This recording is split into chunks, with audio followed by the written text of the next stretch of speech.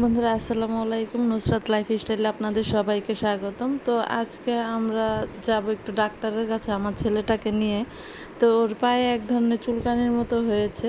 তো ওইটার জন্য হোমিওপ্যাথি ওষুধ খাচ্ছে। তো এর আগে অনেক অ্যালোপ্যাথি ওষুধ খেয়েছিল, কিন্তু কিছুদিন ভালো থাকে আবার হয়। তো চুলকে চুলকে একদম পুরাটা পা দাগ হয়ে যাচ্ছে। এজন্য এখন আপাতত হোমিওপ্যাথি ওষুধ খাওয়াচ্ছি। তো ওষুধগুলো শেষ হয়ে গেছে, এজন্য এখন ওষুধ আনতে যাব। আর সে তো মহা খুশি যে সে বাহিরে যাবে ঘুরতে।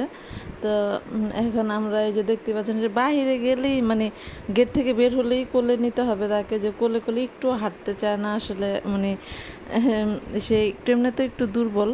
তো যাই হোক, এখন আমরা যাচ্ছি। তো আমি বাহির থেকে একটু আমাদের পুকুরের লুকটা আপনাদের দেখিয়ে দিলাম। আর এই যে এখানে আমরা এসে পড়েছি হোমিওপ্যাথি যে দোকান থেকে আমরা ওষুধটা নিই, ফার্মেসি থেকে। তো এখানে দেখতে পাচ্ছেন কত ধরনের ওষুধ, অনেক অনেক অনেক হাজার হাজার ওষুধ মনে হয় এখানে আছে।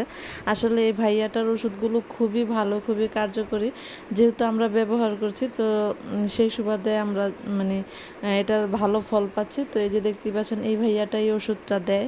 তো সে সবেমাত্র দোকান খুলেছে বিকেলবেলা, এজন্য একটু সব কিছু পরিষ্কার করে নিচ্ছে।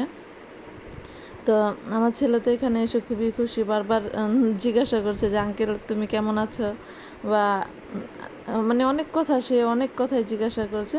তো দুষ্টামি করতেছিল আঙ্কেল এখানে এখানে ওকে একটা সাদা কাগজের যে স্লিপগুলো থাকে সেগুলো লাগিয়ে দিয়েছে, এখন সেটা নিয়ে সে খুব খুশি।